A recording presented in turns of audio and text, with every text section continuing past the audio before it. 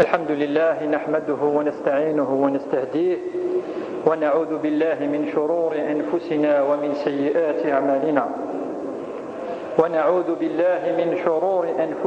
وسيئات أعمالنا من يهده الله فهو المهتد ومن يضلل فلا هادي له.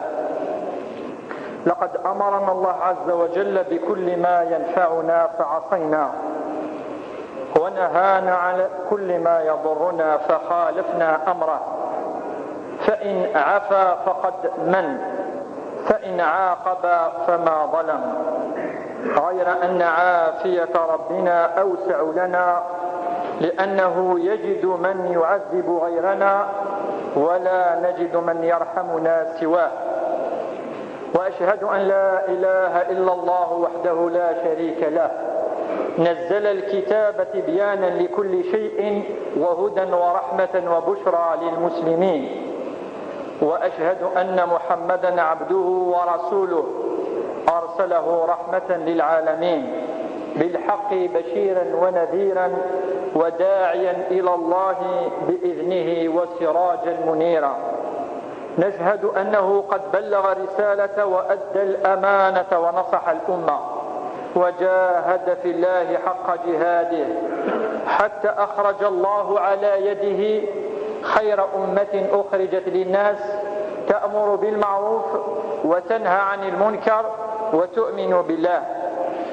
صلى الله عليه وعلى صحبه وسلم صلاة وسلاما دائمين متلازمين إلى يوم الدين. أما بعد، فإن أصدق الحديث كتاب الله عز وجل، وخير الهدي هدي النبي صلى الله عليه وسلم، وشر الأمور محدثاتها، وكل محدثة بدعة، وكل بدعة ضلالة.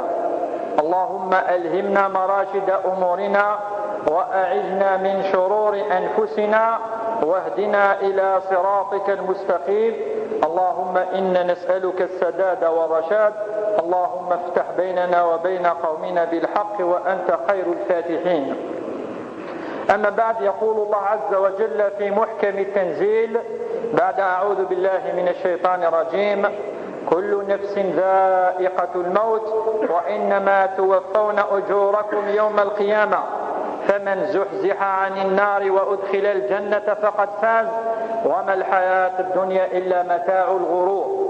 ويقول في آية أخرى: كل نفس ذائقة الموت ثم إلينا ترجعون. يقول أحد من السلف الصالح وهو ينصح ويعظ المؤمنين فيقول، وهو يحيى بن معاذ، يقول: العقلاء ثلاثة. العقال ثلاثة العباد. همز ورقال: من ترك الدنيا قبل أن تتركه، والثاني ومن بنى قبره قبل أن يدخله، والثالث ومن أرض خالقه قبل أن يلقاه. يقارب ثلاثة العباد العقال كيف نربي الحكمة. أنوثن ثلاثة العباد هكي أمزورو إنك من ترك الدنيا قبل أن تتركه، وين يجل الدنيث وتعب ذرة وقبلت جيث الدنيث. والسن إنك ومن بنى قبره قبل أن يدخله، وين يفنان أزكينس يخدم الخير وقبل هذيك الشمع والزكاية. هنا هو من العقلاء.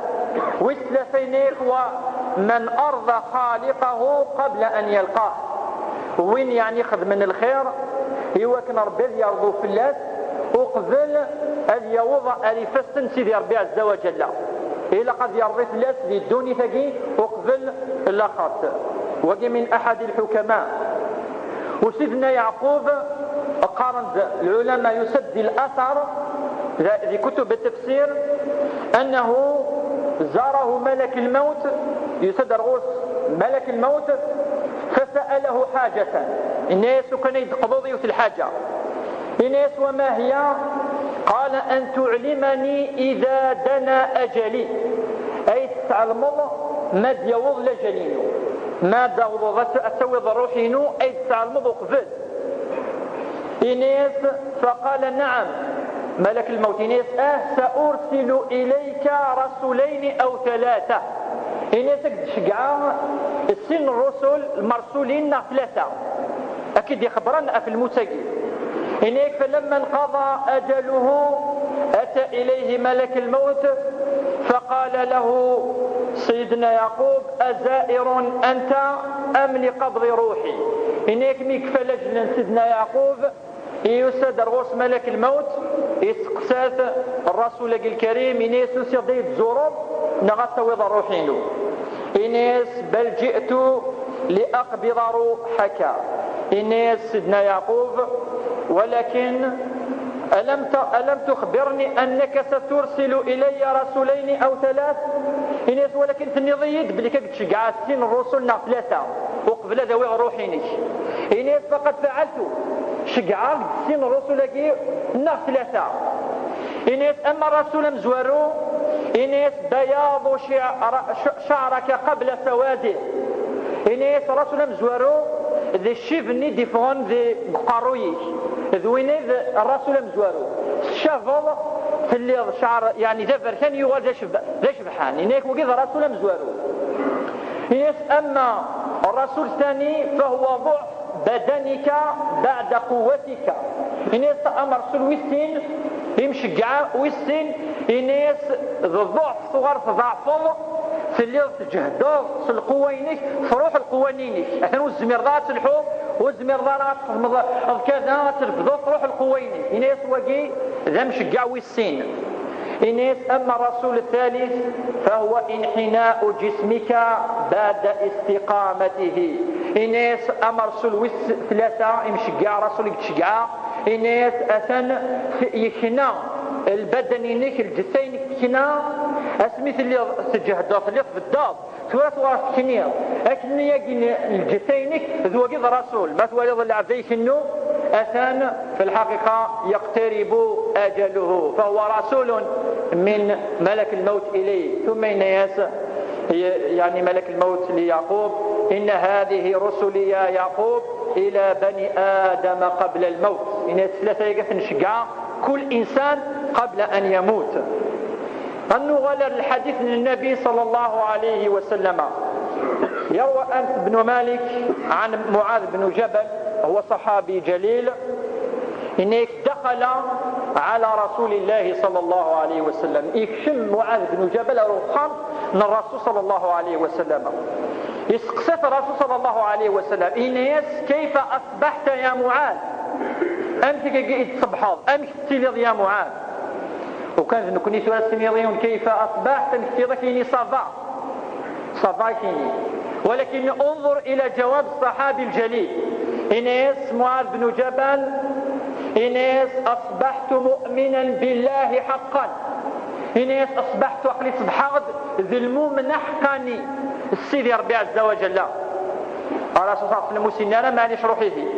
إنيس الرسول صلى الله عليه وسلم يا معاذ إن لكل قول مصداقا ولكل حق حقيقة فما مصداق ما تقول إنيس يا معاذ كل أوال الدنيا إلى قص البينة كل الحقيقة تذكر إلى قص البرهان إنيس أشوث البرهان إنك يا معاذ أفكيد أمسك يقلك مؤمن بالله حقا أو الدليل ماشي ذا والكان ديننا ذي العمل إسقساه صلى الله عليه وسلم لم يكتفي بأن يقول إني آمنت بالله لا ما هو حقيقة هذا الإيمان أجوز ديننا معاذ بن جبل وهو من الصحابة الكرام الكبار المعروفين إنيس يا نبي الله ما أصبحت صباحا قط إلا ظننت أني لا أصبح إنيس يا نبي الله أنفي يا محمد كل ما تذكر أصبح أسيني غود تذكر أنا غسوي السين يعني الدنيا الموت السماء وقيل معنى إنيس ولا خطوت خطوة إلا ظننت أني لا أتبعها أخرى إنيس كل ما يعني أدي الحقيو في الخطوة أسيني غتنور على الخطوة الثانية ثم قال له وكأني أنظر إلى كل أمة جاثية تدعى إلى كتابها معها نبيها وأوثانها التي كانت تعبد من دون الله إنيس يا نبي الله أمزن قلية وليغ الآخر كل أمة تساد سركع الجاثية راكعات أفغر الهول جمال يبدل العبد يوم القيامة يغلي الشرارين إنس كأني أرى كل أمة ركعت لله سبحانه وتعالى من شدة الهول والخوف من عذاب الله عز وجل. إنس وكل أمة تمسنا بينس تكتبتيس والأصنام التي كانت تعبد ولا التماثيل اللي نعبدن يعني المشركين ذي الوقت أثناء الثمان سن إنس وكأني أنظر إلى عقوبة أهل النار وثواب أهل الجنة. إنس مزونة ولي ربي يعذب أهل النار وكأنما أرى كذلك أهل الجنة يتنعمون أمزونة ولي الجنة كأنها حقيقة ترى وهي غيب كما نعرف. الرسول صلى الله عليه وسلم يسجري الزوال إنس يا معاذ عرفت فالزم عرفت الإيمان بالله الحقيقي وكأنك ترى يوم القيامة وكأنك ترى النار وترى الجنة فالزم هذا الصراط المستقيم ماشي أمن كن يستنيض نسال يخدم في خسارين ولا يلتزم والحقيقة هو الالتزام هو الذي سيسألنا الله عز وجل يوم القيامة. إناس انظر الرسول ماشي سنة إناس عرفت فالزم ماشي كثرة المعلومات والآيات والأحاديث والعمل إناس عرفت فالزم يا معاذ. نقال دائما في درسنا في الموت أنولي قليلا الاحتضار ما يحتضر الإنسان عندما يأتيه ملك الموت كيف يكون. أولا ما يلازم المؤمن يقول لا تدننا في الدرس قعدان فإن ملك الموت يأتي مع ملائكة الرحمة ربي يدي صب الملائكة من الرحمة ملائكة وكنت بشرا سالجنة. قال تعالى في القرآن الكريم بعد أعوذ بالله من الشيطان الرجيم إن الذين قالوا ربنا الله ثم استقاموا تتنزل عليهم الملائكة ألا تخافوا ولا تحزنوا وأبشروا بالجنة التي كنتم توعدون.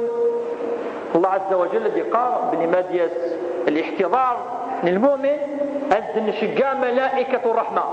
أشو السنين الملائكة يجي أنت دقار مجاهد وهو من التابعين المفسرين إنك تتنزل الملائكة في موقف عظيم يوم الموقف تسجد العبد مرة يتسجد أما ذي المؤمن أما ماشي المؤمن إنك الإنسان يخاف على ماضيه يجازى فشو يعدان ويخاف على مستقبله سواء يلحو هل هناك عذاب القبر هل هناك عذاب النار هل هنالك حساب هل يعني والسنانة تدي تسن وزرارة فإن الملائكة تأتيه وتؤمنه كما يقول مجاهد إنك وتطمئن قلبه السنين تجازل الملائكة يجي السنين كتيني صعدار الخوف كتيني تليض المؤمن أنت من أهل الجنة كتيني تليض خدمة الخير تليض عبد سيدي ربي عز وجل فتؤمنه من الأمن والسلام وعدم الخوف تلقى ملائكة البشرى تأتي يعني ملائكة الرحمة وتؤمن هذا الإنسان المؤمن. ما إلا العبد ذي الكافر قل والعياذ بالله كان فاجرا كان لا يطيع الله عز وجل إلا يخدم راين دي الناس ذي ربي عز وجل لا يصلي لا يصوم يكفر بالآخرة يستهزئ بالنار والجنة ما إلا العباد يكفرون فإن الله عز وجل وصف كذلك موقف أنه لا ولي له ويسعى الولي ويسعى الملائكة البشرى بل له ملائكة العذاب هذه نزل سيدي ربي عز وجل الملائكة من العذاب يوكنا عذبا ما سفر روحني. قال تعالى في القرآن الكريم بعد أعوذ بالله من الشيطان الرجيم ولو ترى إذ تتوفى الذين كفروا الملائكة يضربون وجوههم وأدبارهم وذوقوا عذاب الحريق. نيك ربي نزل الملائكة قاش أخذ مني الكافر إنك تكسن هذو ثن عروريس الفريس هذو ثن الوجوه ينس أسنين ذوق عذاب الحريق كشينيت اللي كفروا سيدي ربي عز وجل لا ولي لك. ذكيوت الآية النظام قال ربي عز وجل ولو ترى إذ الظالمون في غمرات الموت والملائكة باسطوا أيديهم أخرجوا أنفسكم. العلماء قالوا زاكي الملائكة أسنين صفة الروح التي غضب الله عليها. شوف غيتيد توقد في الروح توقد في الزراع بليلة العذاب تتراجو أستر ولا مديني أستروح هاري ضرنيس أستروح هاري فسنيس أستروح هاري وعروريس أفاش تقي الملائكة تضرب هذا الإنسان الكتف يوكد في الروح إلى سخط من الله عز وجل وإلى عذاب الله وإلى عذاب الحريق. يقارد المفسر الكبير ابن كثير في تفسيره تفسير القرآن العظيم يقارد أي لو ترى يا محمد حال توفي الملائكة أرواح الكفار لرأيت أمرا عظيما فظيعا منكرا إذ يضربون وجوههم وأدبارهم ويقولون ذوقوا عذاب الحريق. يعني كأنما الله عز وجل يقول للرسول صلى الله عليه وسلم يا محمد كتولي الموقف الشينية أثر الخلاف لأنه موقف عظيم وموقف يعني فظيع السوحاش الموقف ولكن يا رسول الله فإنك لا ترى هذا فإنه من الغيب الرب عز وجل يقزران العذاب. وفي الاحتضار العزمة ديال الثانية ديال الموسى ما ديال الموت الورث لن بعض الأمور إلا قد نخدم لن ذي سنن النبي صلى الله عليه وسلم الحاجة مزوارو الدعاء للمحتضر إلا ما تروح هذا تزور ديوان مات ولا ضفان يعني زمرة يعني هذه مات النغيه لكي ولا هلاك ميؤوس إلا قد تدعو التماس. يقرض النبي صلى الله عليه وسلم فيما رواته أم سلمة في صحيح مسلم إذا حضرتم المريض أو الميت فقولوا خيرا فإن الملائكة يؤمنون على ما تقولون. إن النبي صلى الله عليه وسلم تروح ما تزورهم العبد هلكن إنه العبد الذي يحتضر يعني قيل ذي ماذا إن يمد الحاجة الهان إن مثلا اللهم اجعله من أهل الجنة اللهم أعذه من عذاب القبر اللهم اشفيه أفيغار إنك عطلت الملائكة دينا حاضرة والملائكة دين آمين. أفاش تقول من السنة ما يروح يزور العبد هلكن العبد الذي يئس من الدنيا يعني ربما سيموت الدين الخير بدون أن يفصله الرسول صلى الله عليه وسلم كل حاجة لها يفيد فإن الملائكة تؤمن. وكذلك جاء في صحيح البخاري عن ابن عباس رضي الله تعالى عنه قال إني لواقف في قوم فدعوا الله لعمر بن الخطاب وقد وضع على سريره أدس وصف اسمه موت عمر سيدنا عمر بن الخطاب رضي الله تعالى عنه إنك لا سفلا مطراح إنك فتكنفه الناس مدنوك تروحون الغرس يعني يقبلونه يرونه إلى غير ذلك خطأ حزن شديد وفاة عمر رضي الله تعالى عنه إنك وهم يدعون ويصلون قبل أن يرفع قبل ثواني يعني مغلن إنك وأنا فيهم يعني ابن عباس الله جلسا إنك فلم يرى عني إلا رجل نختم دلوك صبنا قرون سنة شويتي ولا إنك إلا رجل آخذ بمنكبي إنك ألا يون العبيد دفاقا وليد ابن عباس معروف صحابي جليل إنك يطفيد كيستيس إنك فكنت أسمع أنه يقول يرحمك الله يا عمر إلى قارد علي بن أبي طالب لعمر يرحمك الله يا عمر ادعو يس الرحمة أتي رحمة سيدي ربي عز وجل. وقد دليل أن الدعاء إذا ذهبت لتزور ميتا أو محتضرا أو كذلك مريضا. وكذلك السنة الثالث أن تلقن الميت والمحتضر هذا أن تلقنه الشهادة ما تحرش الزروط. فالنبي صلى الله عليه وسلم قال فيما رواه الإمام مسلم عن أبي هريرة رضي الله تعالى عنه قال لقنوا أمواتكم لا إله إلا الله. لقنوا أي ما تحرش الزروط أدني لا إله إلا الله وخاصة بجدنا المحتضر الذي يروح ينسمزل في غارة فخطر الشيطان يجتهد في هذا الوقت وفي هذا المكان يوكلنا أذي كفر الإنسان جي أفاش تجي ما تدي زور الأب أديني لا إله إلا الله تجي كذلك ذي السنة النبي صلى الله عليه وسلم. وكذلك من الأدعية المروية في الصحيح أن الإنسان هذا لابد أن يدعو الله عز وجل الدعاء المأثور عن النبي صلى الله عليه وسلم الذي كان يقول فيه: اللهم اغفر لي وارحمني والحقني بالرفيق. كان النبي صلى الله عليه وسلم يدعو كثيرا بهذا الدعاء قبل وفاته. وكذلك من السنن كذلك أن نضع اليد على هذا الإنسان الذي ما زال لم يموت، أما ما يوجيه الحين مليح نغ المريض أسمسحظ يعني وذميس كذا بيدك وادعو الدعاء الذي كان يدعو النبي صلى الله عليه وسلم فيه المريض. كان يقول: اللهم رب الناس أشفي أنت الشافي لا شفاء إلا شفاءك شفاء لا يغادر سقما. أدعو ربي تشفي لأن الشافي هو الله عز وجل. والنبي صلى الله عليه وسلم مش في زرام اسمي يقولوا حد يزور سعد بن أبي وقاص وكان بمكة المكرمة يدعيس إنيس: اللهم اشفي سعدا، اللهم اشفي سعدا، اللهم اشفي سعدا.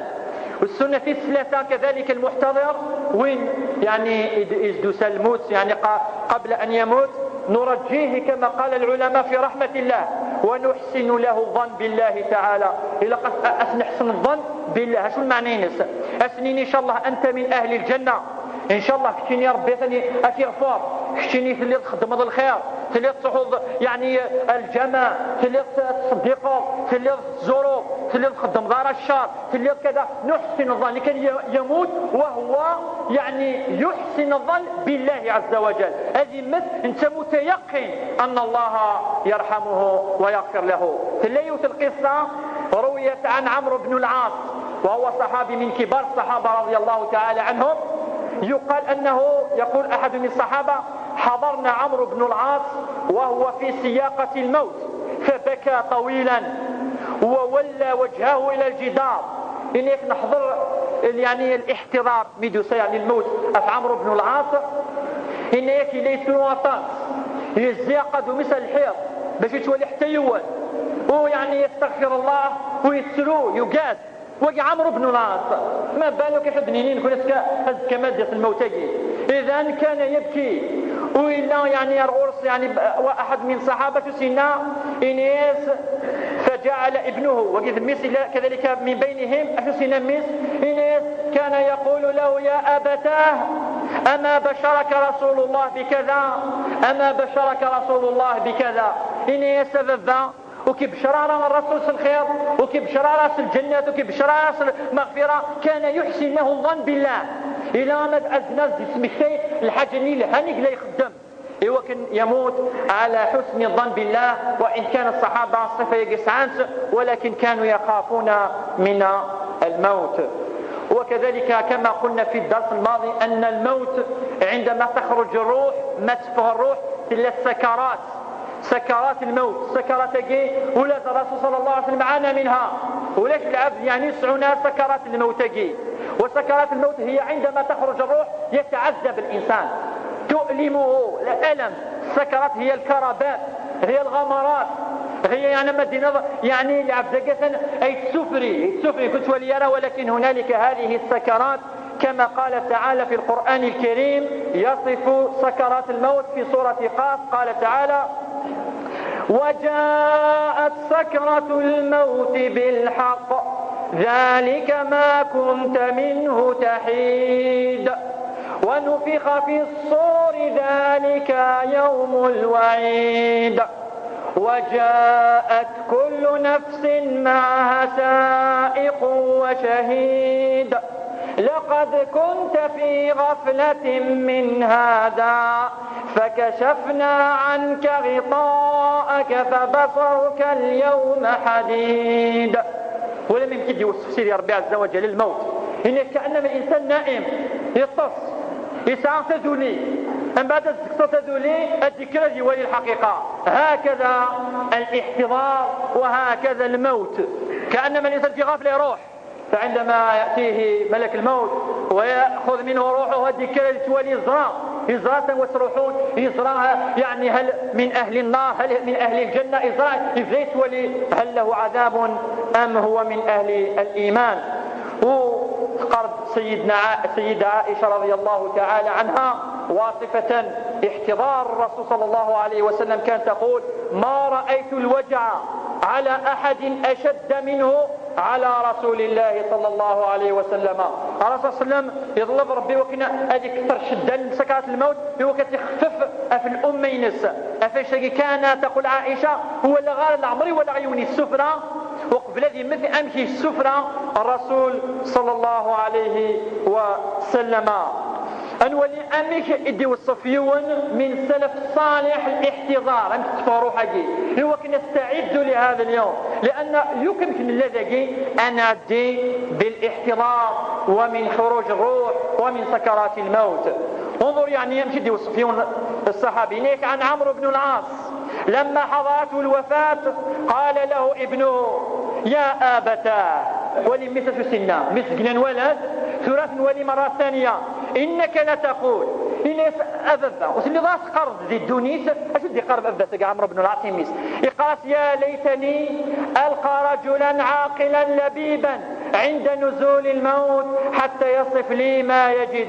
إنس اللي قرض ذي الدونيس وكان الدفع يوم لك يقف ذي مس أيدي والصف أمش ستيل المساقين أشو سينا مساقين كيس فاطن إنس وأنت ذلك الرجل ذكشني إذا رقزني يا أبتاه ذكشني إذا رقزني إنس فصف لي يا أبتاه الموت ما دام أقلك في حضار يعني في احتضار وصفيد أمش سيل المساقي يا أبتاه أشو زدينا انظروا كيف يصف الموت.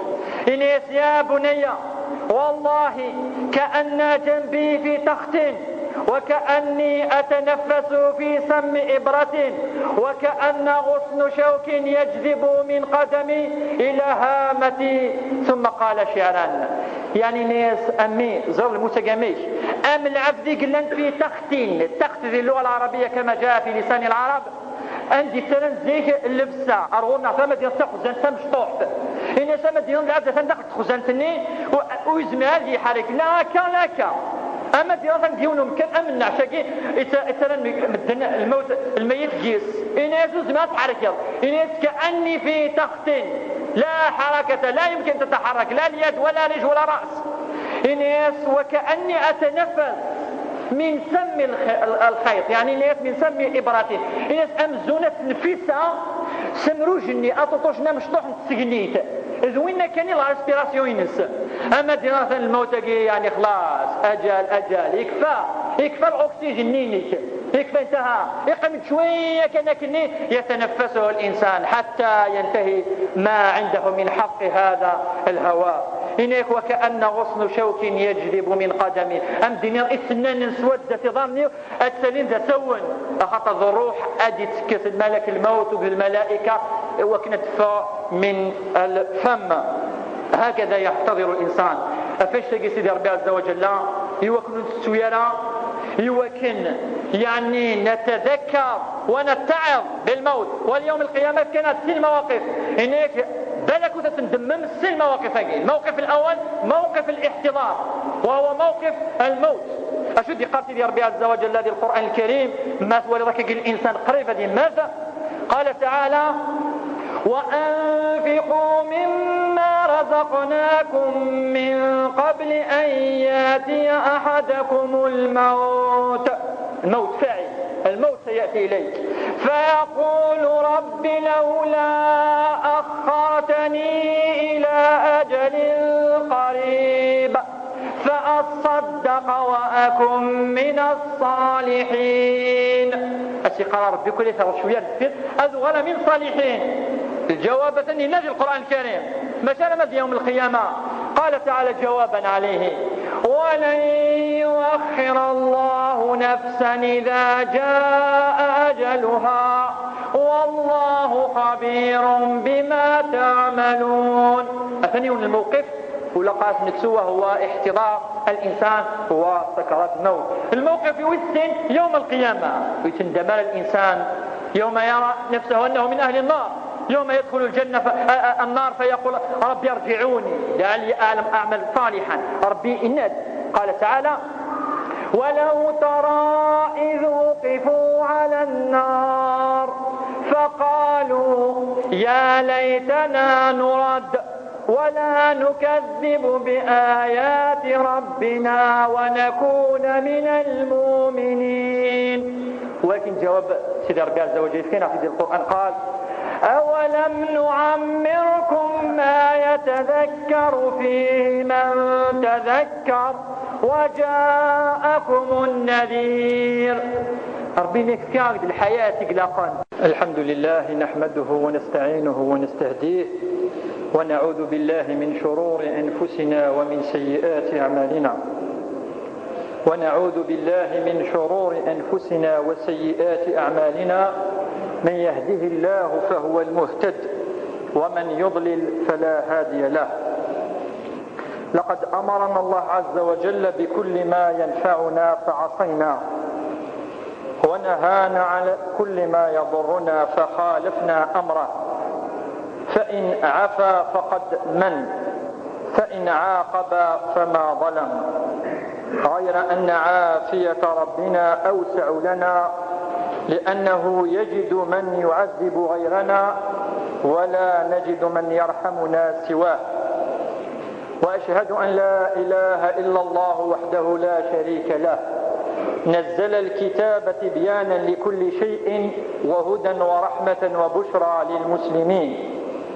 وأشهد أن محمدا عبده ورسوله أرسله رحمة للعالمين، بالحق بشيرا ونذيرا وداعيا إلى الله بإذنه وسراجا منيرا.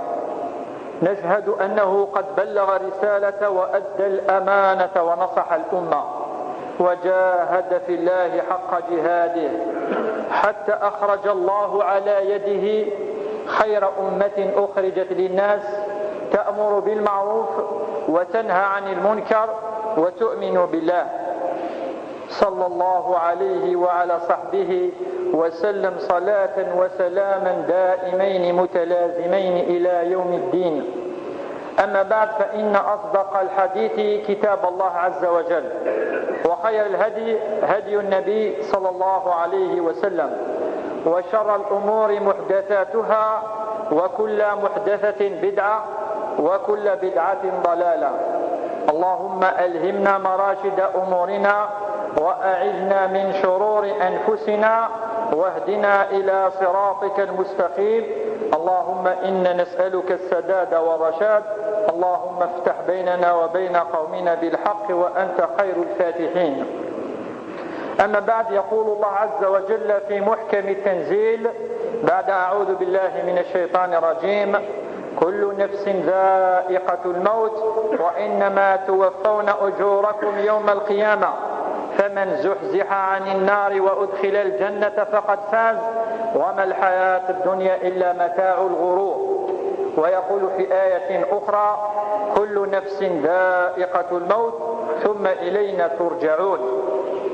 يقول أحد من السلف الصالح وهو ينصح ويعظ المؤمنين فيقول، وهو يحيى بن معاذ، يقول: العقلاء ثلاثة. العقال ثلاثة العباد. همز ورقال: من ترك الدنيا قبل أن تتركه، والثاني ومن بنى قبره قبل أن يدخله، والثالث ومن أرض خالقه قبل أن يلقاه. يقارب ثلاثة العباد العقال كيف ربي الحكمة أنوثن ثلاثة العباد أمزورو إنك من ترك الدنيا قبل أن تتركه، وين جا الدنيث وتعب ذرة وقبلت جيث الدنيث. والسن إنك ومن بنى قبره قبل أن يدخله، وين فنان أزكينس يخدم الخير وقبل هذيك الشمع والزكاية، إنه هو من العقلاء. والثلاثينيك ومن أرضى خالقه قبل أن يلقاه، وين يعني خذ من الخير هو كان ربي يرضو في الله وقبل أن يوضع ألفستن سيدي ربي عز وجل إلا قد يرضي في الله للدوني ثقي وقبل اللقط. وقي من أحد الحكماء وسيدنا يعقوب قارن العلماء يسد الأثر في كتب التفسير أنه زاره ملك الموت، يسد رؤوس ملك الموت فسأله حاجة، الناس كان يدقضوا ذي الحاجة الناس وما هي؟ قال أن تعلمني إذا دنا أجلي، أي تعلمض ما ديوض لجلينو ما داوض أتوض روحينو، أي تعلمض قبل إناس. فقال نعم ملك الموت إناس سأرسل إليك رسولين أو ثلاثة.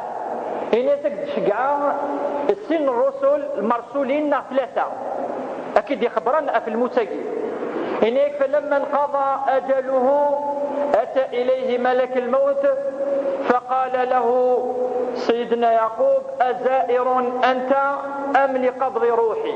إناك ميكفى لجل سيدنا يعقوب يسد رغوص ملك الموت يسقسات الرسول الكريم إناس يسير الزرب نغطى وضع روحينو إناس بل جئت لأقبض روحك إناس سيدنا يعقوب ولكن ألم تخبرني أنك سترسل إلي رسولين أو ثلاث؟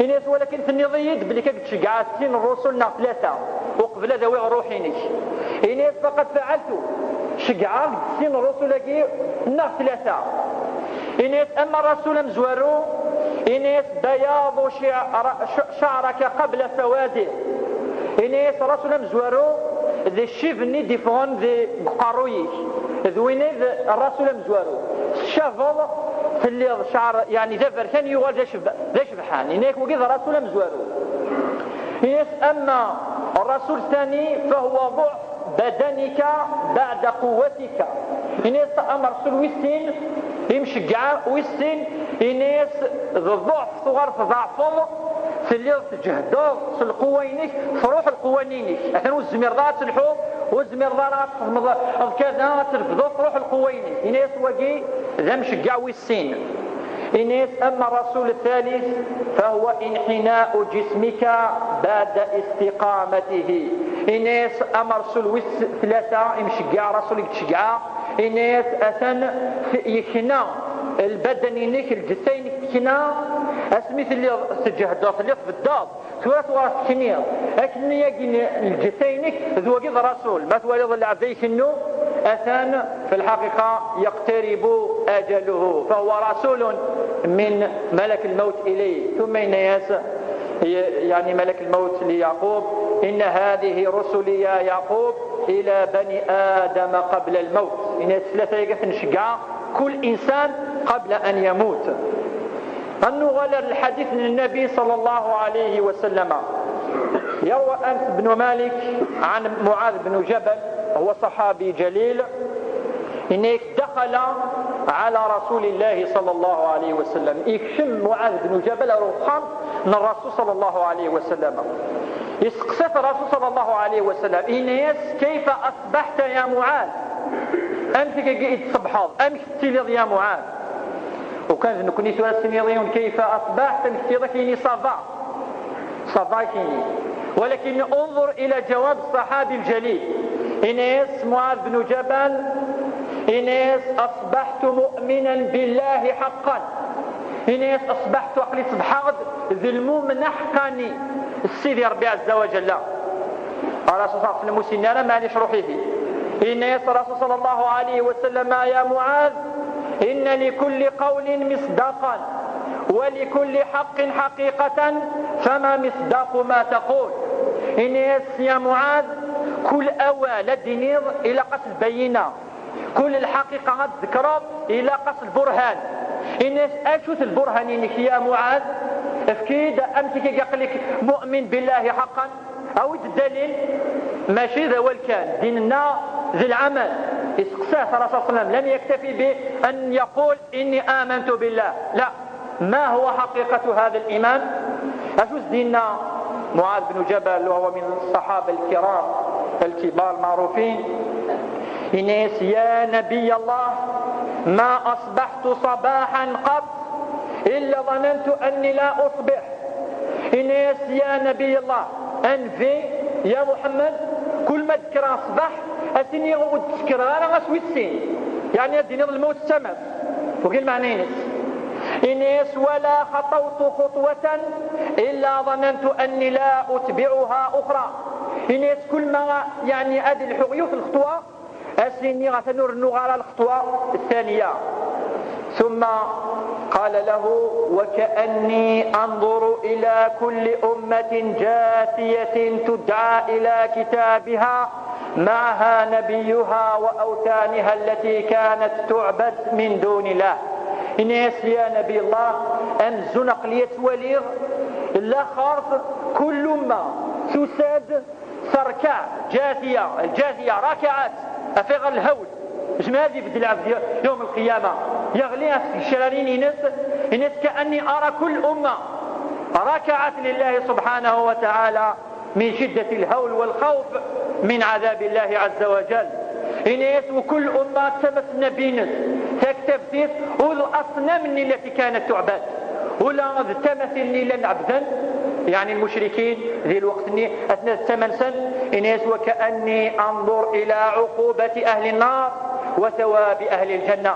إنس مزونة ولي ربي يعذب أهل النار وكأنما أرى كذلك أهل الجنة يتنعمون أمزونة ولي الجنة كأنها حقيقة ترى وهي غيب كما نعرف.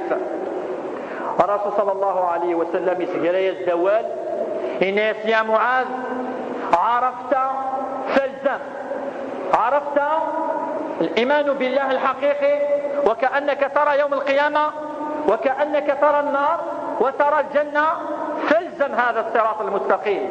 ماشي أم نكون يستنظم يخدم في خسارين ولا يلتزم، والحقيقة هو الالتزام هو الذي سيسألنا الله عز وجل يوم القيامة. إناس انظر الرسول ماشي سنة إناس عرفت فالزم ماشي كثرة المعلومات والآيات والأحاديث والعمل. إناس عرفت فالزم يا معاذ. أتنغال دايما في درسنا في الموت أنولي قليلا الاحتضار ما يحتضر الإنسان عندما يأتيه ملك الموت كيف يكون. أولا ما يلازم المؤمن يقول تدننا ذي الدرس قاعدان فإن ملك الموت يأتي مع ملائكة الرحمة. ربي أزدي صب الملائكة من الرحمة ملائكة وكنت بشرا سالجنة. قال تعالى في القرآن الكريم بعد أعوذ بالله من الشيطان الرجيم إن الذين قالوا ربنا الله ثم استقاموا تتنزل عليهم الملائكة ألا تخافوا ولا تحزنوا وأبشروا بالجنة التي كنتم توعدون. الله عز وجل الذي قال بنمادية الاحتضار للمؤمن أزن شقا ملائكة الرحمة. أشو السنين الملائكة يجي أنك دقار مجاهد وهو من التابعين المفسرين إنك تتنزل الملائكة في موقف عظيم. يوم الموقف تسجد العبد مرة يتسجد أما ذي المؤمن أما ماشي ذي المؤمن إنك الإنسان يخاف على ماضيه يجازى فشي عدال ويخاف على مستقبله سوى يلحو. هل هناك عذاب القبر؟ هل هناك عذاب النار؟ هل هنالك حساب؟ هل يعني السنين شدي تسن وزرارة. فإن الملائكة تأتيه وتؤمنه كما يقول مجاهد إنك وتطمئن قلبه. السنين تجازل الملائكة يجي السنين كتيني صعودار الخوف كتيني تليض المؤمن أنت من أهل الجنة كتيني تليض خدمة الخير تليض عبد سيدي ربي عز وجل فتؤمنه من الأمن والسلام وعدم الخوف. تلقى ملائكة البشرى تأتي يعني ملائكة الرحمة وتؤمن هذا الإنسان المؤمن. ما إلا العبد ذي الكافر قلا والعياذ بالله كان فاجرا كان لا يطيع الله عز وجل إلا يخدم غير دين الناس ذي ربي عز وجل لا يصلي لا يصوم يكفر بالآخرة يستهزئ بالنار والجنة. ما إلا العباد يكفرون فإن الله عز وجل وصف كذلك موقف أنه لا ولي له ويسعى الولي ويسعى الملائكة البشرى بل له ملائكة العذاب. هذه نزل ربي عز وجل الملائكة من العذاب يوكنا عذبا ما سفر روحني. قال تعالى في القرآن الكريم بعد أعوذ بالله من الشيطان الرجيم ولو ترى إذ تتوفى الذين كفروا الملائكة يضربون وجوههم وأدبارهم وذوقوا عذاب الحريق. نيك ربي نزل الملائكة قاش أخذ مني الكافر هناك تكسن هذو ثن عروريس سيد هذو ثن الوجوه ناس أسنين ذوق عذاب الحريق. خشينيت اللي تكفروا سيدي ربي عز وجل لا ولي لك. ذكيوت الآية النظام قال ربي عز وجل ولو ترى إذ الظالمون في غمرات الموت والملائكة باسطوا أيديهم أخرجوا أنفسكم. العلماء قام زاكين ملائكة أسنين صفة الروح التي غضب الله عليها صفة غتيد توقد في الروح توقد في الزرع بليلة العذاب تتراجو أستر ولا مديني أستروح هاري ضرنيس أستروح هاري فسنيس أستروح هاري عروريس أفشتق الملائكة تضرب هذا الإنسان الكثير يوكد في الروح إلى سخط من الله عز وجل وإلى عذاب الله وإلى عذاب الحريق.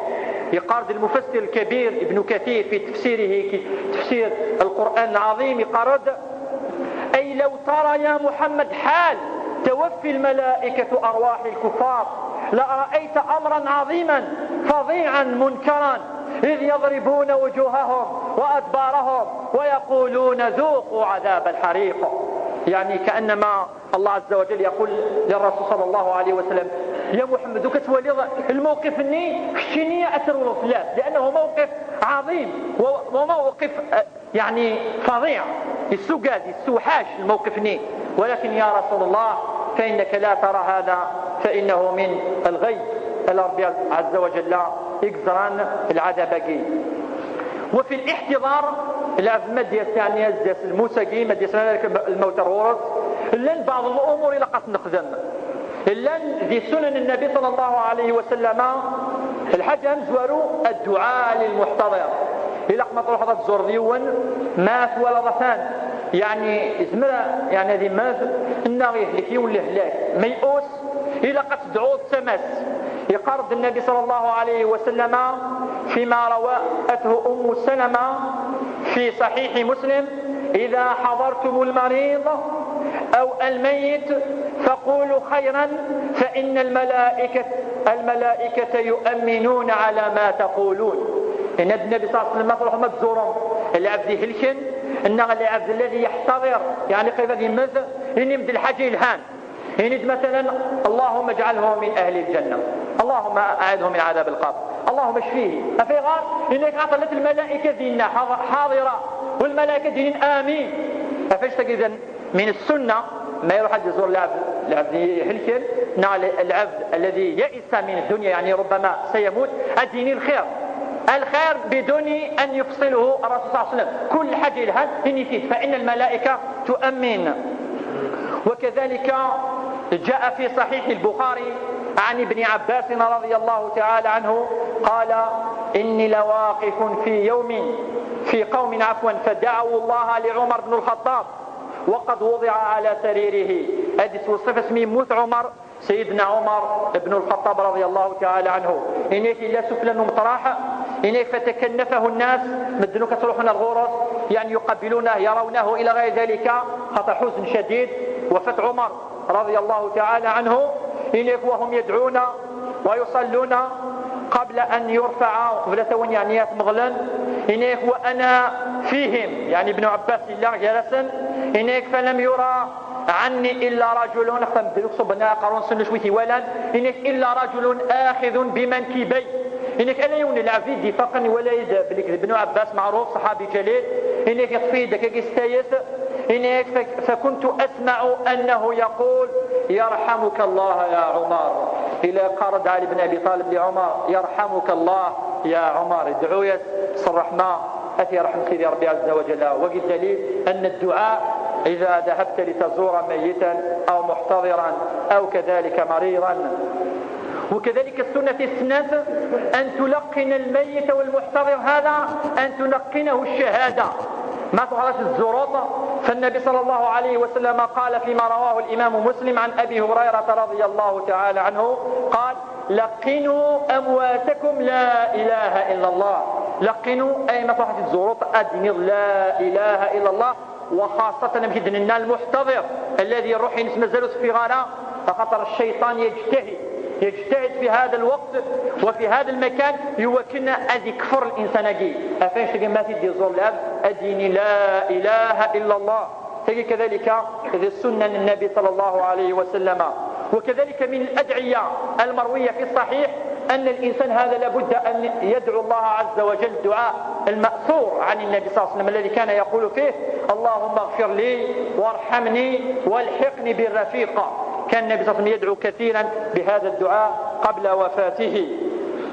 وكذلك من السنن كذلك أن نضع اليد على هذا الإنسان الذي ما زال لم يموت، أما ما يوقيه الحين مليح نغ المريض أسمسحظ يعني وذميس كذا بيدك وادعو الدعاء الذي كان يدعو النبي صلى الله عليه وسلم فيه المريض. كان يقول اللهم رب الناس أشفي أنت الشافي لا شفاء إلا شفاءك شفاء لا يغادر سقما. أدعو ربي تشفي لأن الشافي هو الله عز وجل. والنبي صلى الله عليه وسلم في الزرام اسمي يروح حد يزور سعد بن أبي وقاص وكان بمكة المكرمة يدعيس إنيس اللهم اشفي سعدا اللهم اشفي سعدا اللهم اشفي سعدا. والسنة في الثلاثة كذلك المحتضر وين يعني يجدس الموت يعني قبل أن يموت نرجيه كما قال العلماء في رحمة الله ونحسن له الظن بالله تعالى. إلا نحسن الظن بالله شو المعنى أسنين إن شاء الله أنت من أهل الجنة إن شاء الله كتيني ربي ثاني أتغفر كتيني في اللي تخدم الخير في اللي تحوض يعني الجماع في اللي تصدقه في اللي تزوره في اللي تخدم دار الشر في اللي كذا نحسن الظن لكن يموت وهو يعني يحسن الظن بالله عز وجل. هذه مثل أنت متيقن أن الله يرحمه ويغفر له. في الليلة القصة رويت عن عمرو بن العاص وهو صحابي من كبار الصحابة رضي الله تعالى عنهم. يقال أنه يقول أحد من الصحابة حضرنا عمرو بن العاص وهو في سياقة الموت فبكى طويلا وولى وجهه إلى الجدار. إنك نحضر يعني الاحتضار ميدوسا يعني الموت في عمرو بن العاص إنك ليسوا وطاس يزيقد مثل الحيط باش يتولي حتى يول ويعني يستغفر الله ويسلو يقاد وقع عمرو بن العاص ما بالك كيف بنينين كل كما ديت الموتى. إذا كان يبكي وإلا يعني يرغرس يعني واحد من صحابة سيدنا إنيس فجعل ابنه وقد ميس كذلك من بينهم سيدنا ميس إنيس كان يقول له يا أبتاه أما بشرك رسول الله بكذا أما بشرك رسول الله بكذا. إنيس ذا وكبشرى راس الرسول في الخير وكبشرى راس الجنة وكبشرى راس المغفرة كان يحسن له الظن بالله إلى مد أزناز اسم الشيء الحاجة الهنيك لا يخدم كان يموت على حسن الظن بالله. وإن كان الصحابة صفة يقسعنت ولكن كانوا يخافون من الموت. وكذلك كما قلنا في الدرس الماضي أن الموت عندما تخرج الروح ما تفه الروح إلا السكرات سكرات الموت سكرات جي ولا الرسول صلى الله عليه وسلم عانى منها ولاش العبد يعني يسعنا سكرات الموت جي. وسكرات الموت هي عندما تخرج الروح يتعذب الإنسان تؤلمه الألم.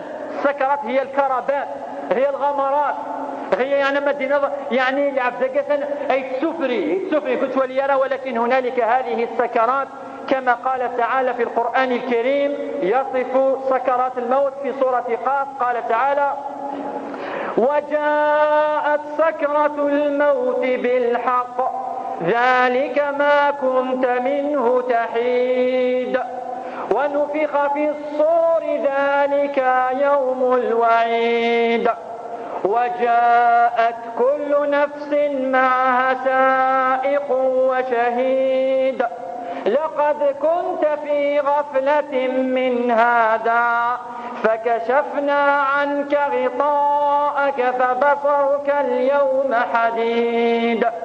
ولم يمكن يوصف سيدي ربي عز وجل الموت إنه كأنما الإنسان نائم يطص يسعى تذولي أم بعد الزكتة تذولي الذكرى يولي الحقيقة. هكذا الاحتضار وهكذا الموت كأنما الإنسان في غفلة يروح، فعندما يأتيه ملك الموت ويأخذ منه روحه هذه كلا تولي يزرع وتروحون يزرعها، يعني هل من أهل النار هل من أهل الجنة يزرع ولي هل له عذاب أم هو من أهل الإيمان. وقرد سيدة عائشة رضي الله تعالى عنها واصفة احتضار الرسول صلى الله عليه وسلم كانت تقول: ما رأيت الوجع على أحد أشد منه على رسول الله صلى الله عليه وسلم. الرسول صلى الله عليه وسلم يطلب ربي وكنا هذيك كثر شدة سكرات الموت هو كتخفف في الأمينس أفاش كان تقول عائشة هو اللي غار العمري ولا عيوني السفرة وقبل ذي مثل أمشي السفرة الرسول صلى الله عليه وسلم. أنولي أميك إدي والصفيون من سلف صالح الاحتضار أن تفاروا حقي هو كنا نستعد لهذا اليوم، لأن يمكن الذي أنا دي بالاحتضار ومن خروج الروح ومن سكرات الموت. انظر يعني يمشي إدي والصفيون الصحابي عن عمرو بن العاص لما حضرته الوفاة قال له ابنه: يا أبتاه، ولي مثل سنة مسجنا ولد ثلاث ولي مرة ثانية إنك لتقول إنس أبدا وسلي ضاس قرض ذي الدونيس أشد قرض أبدا عمرو بن العاص يقاس: يا ليتني ألقى رجلا عاقلا لبيبا عند نزول الموت حتى يصف لي ما يجد. إنس اللي قرض ذي الدونيس وكان الدفع يوم كي يقف ذي مثل أيدي والصف أمش ستيل المساقي أجل سينا مساقي كيس فاطن إنس وأنت ذلك الرجل ذكشني إذا رقزني يا أبتاه ذكشني إذا رقزني إنس فصف لي يا أبتاه الموت ما دام أقلك في حضارة يعني في احتضار وصفيد أمش سيل المساقي يا أبتاه. أشو زدينا انظروا كيف يصف الموت.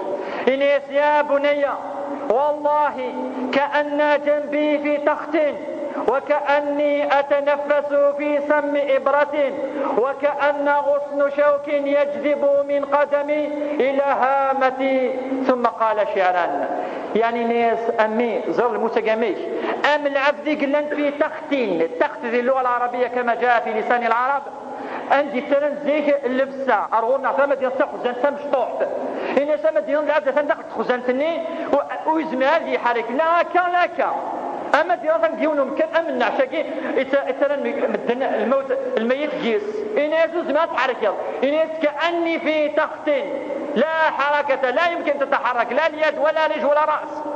إن وكأني أتنفس من سم الخيط يعني ناس من سم إبراتين ناس أمزونة نفسها سمروجني أطوطوشنا مشطوح نتسجنيت ذوينا كاني الاسبيراسيون ينس.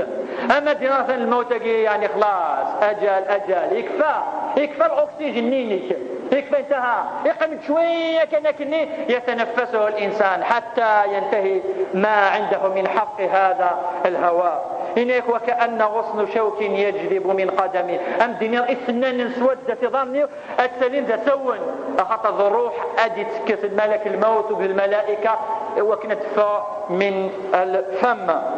هكذا يحتضر الإنسان. أفاش تجي سيدي ربي عز وجل يوكن السيارة يوكن يعني نتذكر ونتعظ بالموت. واليوم القيامة كانت في المواقف هناك بالك وتتندمم في المواقف هذه. الموقف الأول موقف الاحتضار وهو موقف الموت.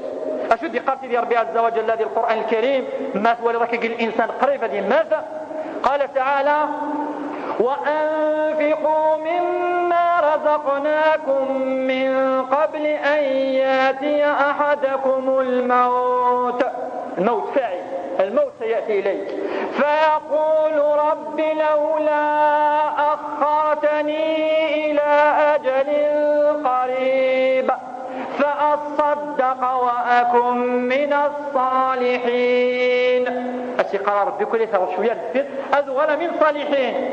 الجواب ثاني نجي القرآن الكريم مشان يوم القيامة قال تعالى جوابا عليه: ولن يؤخر الله نفسا إذا جاء أجلها والله خبير بما تعملون.